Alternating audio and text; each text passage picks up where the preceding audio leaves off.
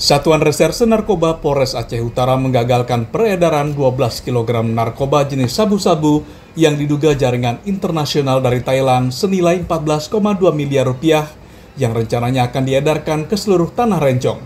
Walaupun hingga saat ini belum diketahui dari negara mana asal belasan paket sabu-sabu yang terbungkus dalam kemasan teh Cina tersebut.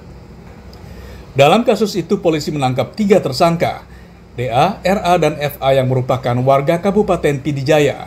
Mereka seperti dijelaskan Kapolres Aceh Utara Ajun Komisaris Besar Polisi Deden Heksa Putra pada 18 Mei, ditangkap pada 12 Mei lalu berdasarkan hasil pengembangan bahwa akan ada transaksi antara RA kepada DA. Saat tertangkap tangan di rumah DA, kedua pelaku ditangkap bersama 5 bungkus sabu-sabu dengan berat masing-masing 1 kg per bungkus. Kemudian polisi mendatangi rumah RA di Kecamatan Masjid, di mana ditemukan 7 kg sabu yang dikubur di belakang rumahnya. Di sana polisi juga menangkap tersangka FA yang berperan sebagai penghubung antara DA dan RA.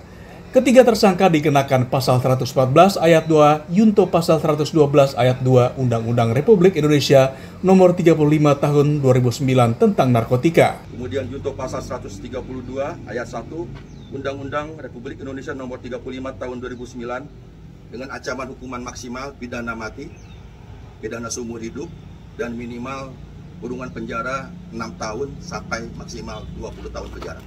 Berdasarkan hasil pemeriksaan, diketahui bahwa barang haram tersebut dikirimkan melalui jalur laut di perairan Pidijaya. Polres Aceh Utara masih menyelidiki adanya kemungkinan penambahan pelaku maupun barang bukti. Dari Kabupaten Aceh Utara Aceh, Trifani, Kantor Berita Antara, mewartakan.